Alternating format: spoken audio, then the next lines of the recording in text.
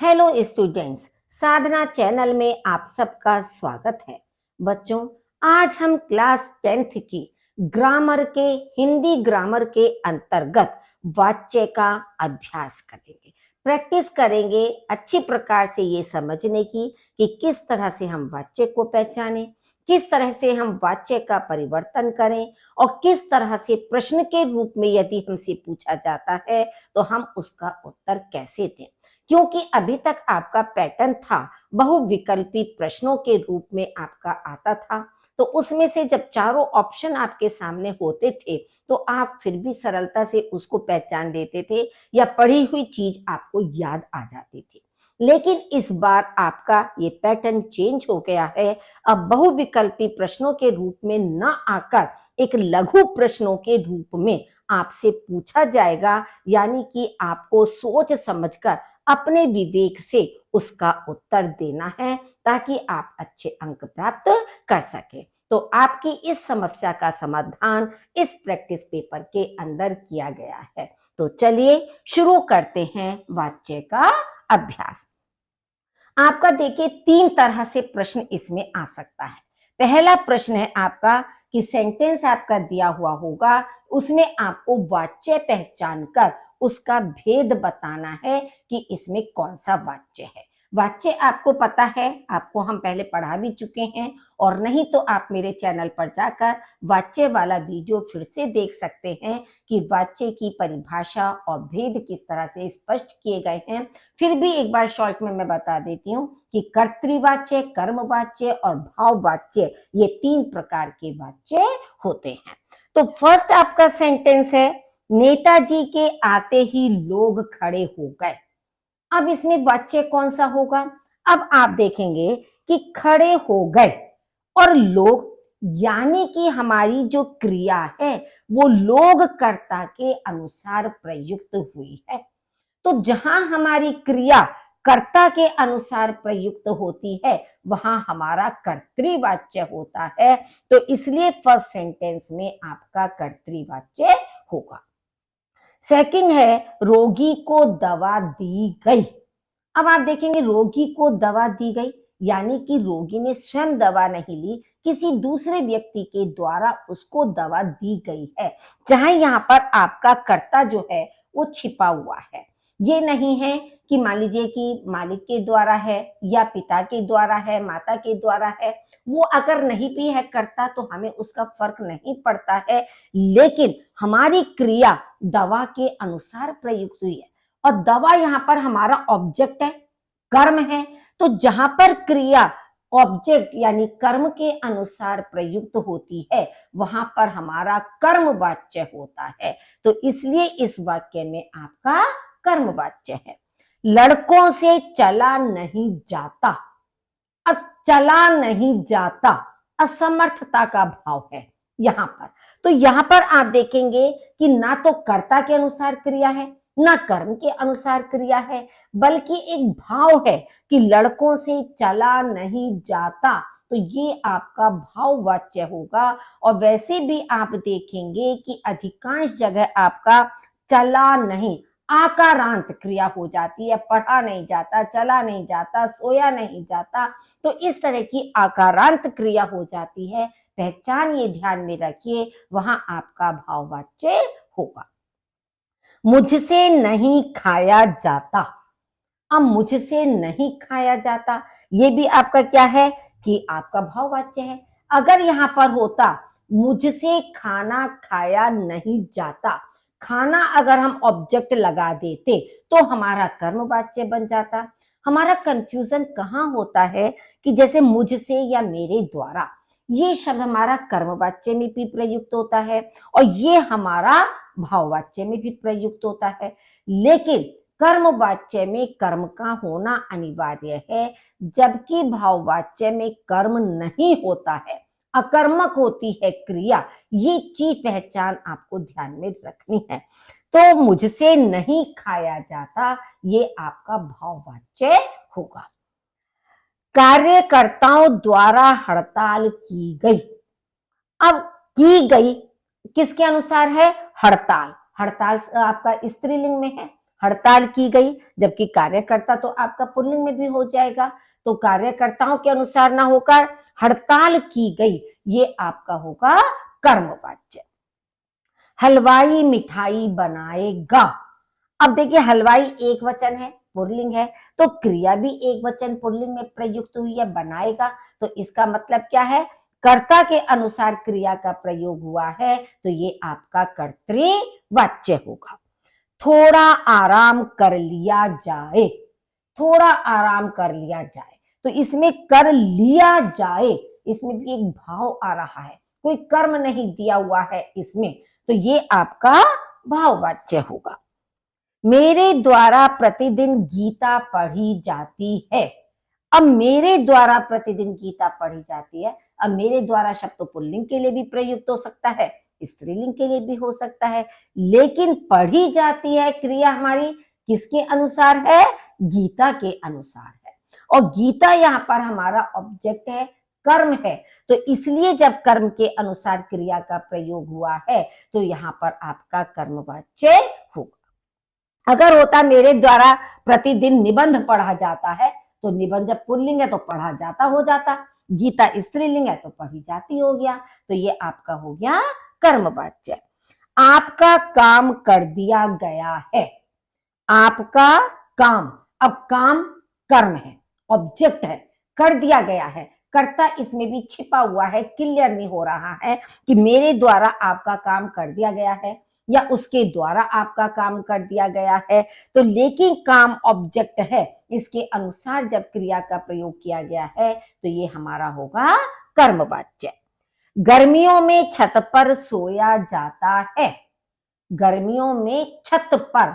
अब आप बीच में एक शब्द को देखकर यह कंफ्यूज मत हो जाना कि ये हमारा कर्म आ गया, ऑब्जेक्ट आ गया।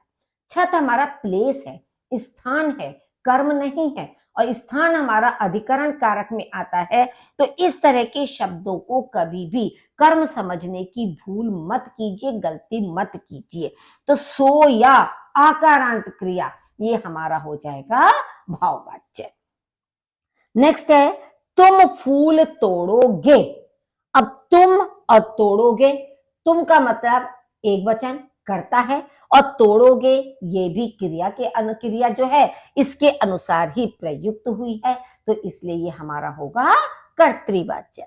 हम इस दुर्दशा को नहीं देख सकते। अब हम और देख सकते, कर्ता के अनुसार क्रिया को का प्रयोग किया गया है, तो इसलिए ये हमारा कर्तृवाच्य हो गया। देखिए कर्तृवाच्य में जो क्रिया है वो अकर्मक भी हो सकती है, सकर्मक भी हो सकती है, दोनों का प्रयोग हो सकता है, जबकि कर्मवाच्य में केवल कर्म का प्रयोग होना जरूरी है, सकर्मक क्रिया होती है, और भाववाच्य में क्रिया हमेशा अकर्मक होती है।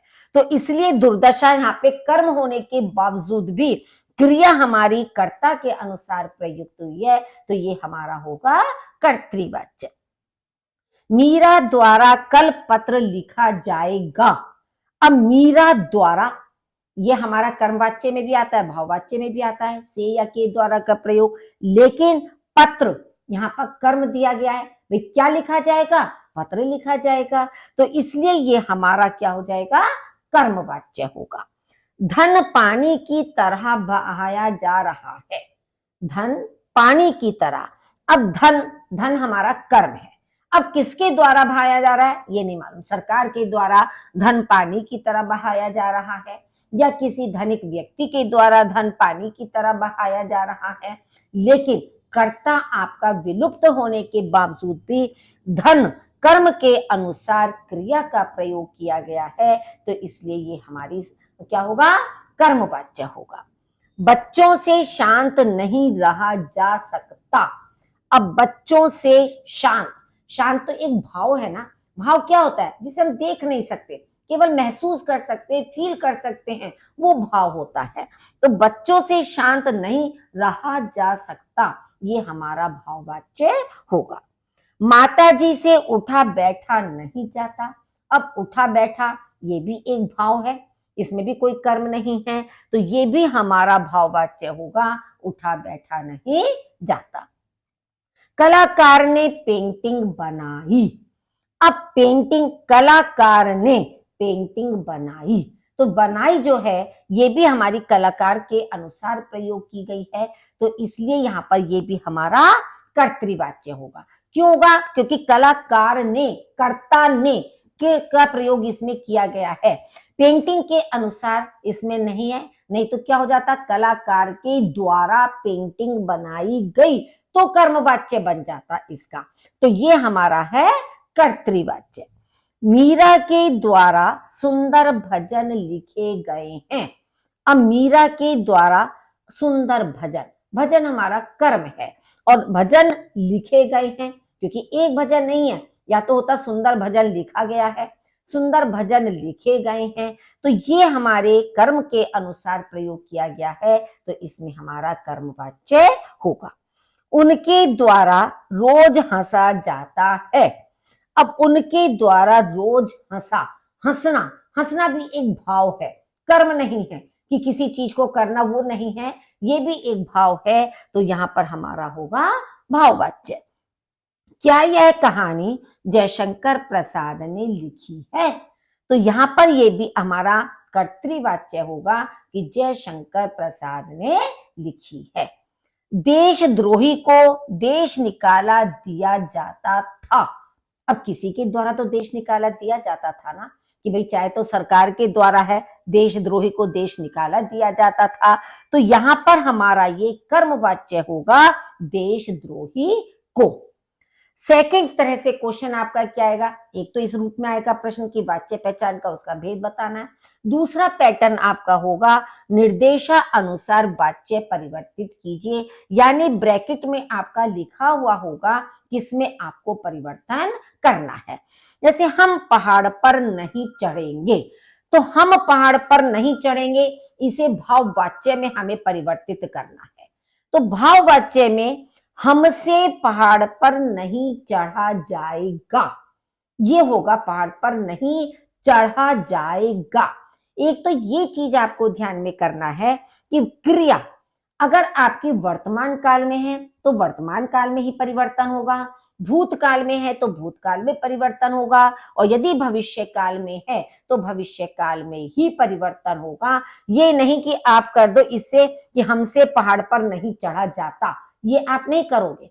हमसे पहाड़ पर नहीं चढ़ा जाएगा, क्यों? क्योंकि ये भविष्य काल में है, तो उस रूप में आपका परिवर्तन होगा।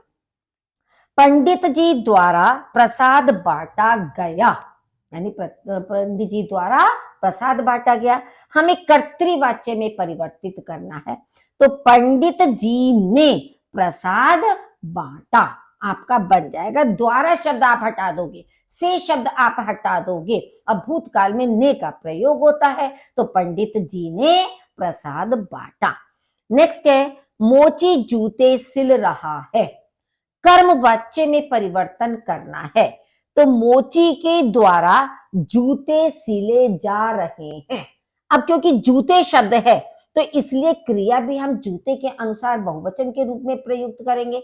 यहां हमारी क्रिया मोची एक व्यक्ति के अनुसार थी, सिल रहा है, तो जब कर्मवाच्य में हम परिवर्तित करेंगे और आप देखेंगे ये आपका वर्तमान काल में है, सिल रहा है, तो मोची के द्वारा जूते सिले जा रहे हैं।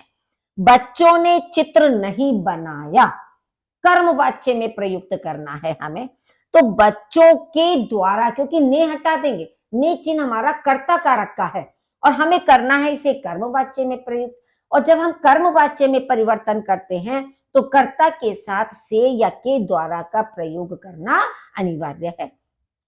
तो बच्चों के द्वारा चित्र नहीं बनाया गया, क्यों? क्योंकि ये भूतकाल है, नहीं बनाया तो नहीं बनाया गया। बच्चों के द्वारा या बच्चों से, दोनों शब्दों का हम प्रयोग कर सकते हैं कि बच्चों से चित्र नहीं बनाया गया या बच्चों के द्वारा चित्र नहीं बनाया गया। चलो जरा घूमे, चलो जरा घूमे, अब हमें भाववाच्य में परिवर्तित करना है, तो चलो जरा घूमा जाए, क्योंकि मैंने पहले भी पहचान आपको बताई थी कि भाववाच्य में क्रिया आकारांत हो जाती है, तो घूमा जाए, इस तरह से आपका भाववाच्य बनेगा। जैसे चलो पढ़ा जाए, चलो खेला जाए। तो इस तरह के वाक्य हमारे भाववाच्य में होते हैं। किसानों द्वारा हल चलाए जाएंगे, कर्तृवाच्य में बनाना है, यानी कि कर्ता। अब किसानों द्वारा, तो हम द्वारा शब्द को हटा देंगे, केवल क्या करेंगे, किसान हो जाएगा। किसान हल चलाएंगे, क्यों, क्योंकि ये आपका फ्यूचर टेंस यानी भविष्य काल में है, तो इसी में आपको परिवर्तन करना है। कर्ता के साथ ने केवल भूतकाल में आता है। जैसे हम कहते हैं ना कि मैं पढ़ता हूं या मैंने पढ़ा, मैं पढ़ूंगा, तो आप देखेंगे मैं पढ़ूंगा, मैं पढ़ता हूं, दोनों में ने नहीं लगाया, भूतकाल में लगाया मैंने पढ़ा। तो किसान हल चलाएंगे। सब लोग कसरत करते हैं, कर्मवाच्य में बनाना है। सब लोगों के द्वारा कसरत की जाती है, क्यों, क्योंकि कर्मवाच्य में हमें कर्म के अनुसार क्रिया का प्रयोग करना है, और कसरत हमारा स्त्रीलिंग शब्द है, तो कसरत की जाती है, ये आपका बन जाएगा सब लोगों के द्वारा कसरत की जाती है। महात्मा गांधी द्वारा राष्ट्र को शांति और अहिंसा का संदेश दिया गया, कर्तृवाच्य में परिवर्तन करना है। तो महात्मा गांधी ने हो जाएगा, द्वारा शब्द हट जाएगा। महात्मा गांधी ने राष्ट्र को शांति और अहिंसा का संदेश दिया, दिया गया का स्थान पर दिया। सौम्या सुबह को नहीं उठ सकी, भाववाच्य में परिवर्तन करना है।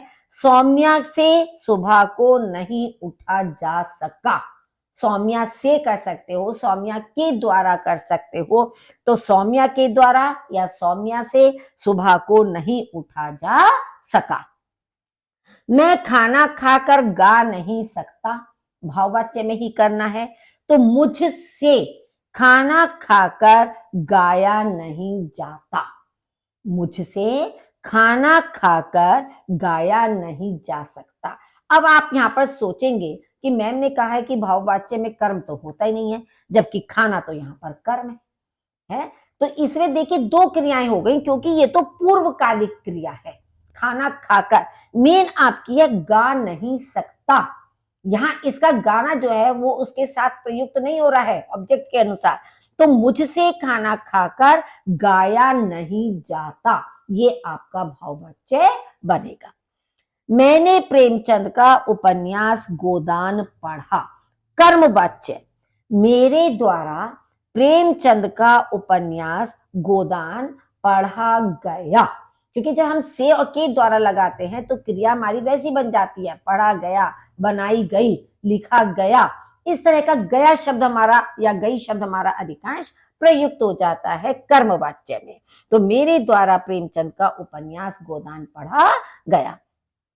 स्वामी जी द्वारा समाज सुधार के लिए क्या कुछ नहीं किया गया है, कर्तृवाच्य में बनाना है। तो स्वामी जी ने समाज सुधार के लिए बहुत कुछ किया। अब यहां पर देखिए पूरी तरह से वाक्य आपका थोड़ा चेंज हो गया है, अब नहीं शब्द तो नहीं लगाओगे, यानी कि स्वामी जी ने समाज सुधार के लिए बहुत कुछ किया, लेकिन हम उसको एक प्रश्न के रूप में पूछा है कि क्या कुछ नहीं किया गया है। तो कर्तृवाच्य में जब हम बनाएंगे तो हमारा इस तरह के वाक्यों में यही बनेगा कि स्वामी जी ने समाज सुधार के लिए बहुत कुछ किया। अंग्रेजी में लिखित यह पत्र मैं नहीं पढ़ सकूंगा, भविष्य काल में आ गया, कर्मवाच्य में बदलना है। तो अंग्रेजी में लिखित यह पत्र मुझसे नहीं पढ़ा जा सकेगा। तो पत्र मैं में एक मात्रा रह गई है बच्चों, ध्यान रखिए, ये मैं हो गया, मैं डबल मात्रा आनी चाहिए थी, मतलब अहम, उसके लिए आपका आ जाएगा आई के लिए। तो अंग्रेजी में लिखित यह पत्र मुझसे नहीं पढ़ा जा सकेगा, उसी सेंस में आपको परिवर्तित करना है। चालाक लोग सदा भले लोगों को धोखा देते हैं, कर्मवाच्य। तो चालाक लोगों के द्वारा सदा भले लोगों को धोखा दिया जाता है, या आप पहले भी ला सकते हो कि भले लोगों को चालाक लोगों के द्वारा सदा धोखा दिया जाता है। लड़कियों द्वारा देश प्रेम का एक मार्मिक गीत सुनाया गया, कर्तृवाच्य में। अब द्वारा शब्द हटकर लड़कियों ने हो जाएगा। लड़कियों ने देश प्रेम का एक मार्मिक गीत सुनाया। वह बेचारी तो बैठ भी नहीं सकती। भाववाच्य, उस बेचारी से तो बैठा भी नहीं जा सकता या बैठा भी नहीं जाता, ये बन जाएगा। तो उस बेचारी से, अब यहाँ पे हम उसके साथ तो नहीं लगा सकते, क्यों? क्योंकि बेचारी शब्द भी हमारा लगा हुआ है। तो हमारा यही बनेगा कि उस बेचारी से तो बैठा भी नहीं जाता।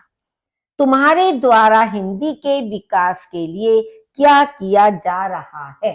कर्तृवाच्य, तो तुम हिंदी के विकास के लिए क्या कर रहे हो, ये बन जाएगा कि तुम हिंदी के विकास के लिए क्या कर रहे हो या क्या कर रही हो। दोनों हम क्रिया प्रयुक्त कर सकते हैं, क्योंकि तुमसे हमें स्पष्ट नहीं हो रहा है कि हम किसी स्त्री से कह रहे हैं या किसी पुरुष से कह रहे हैं।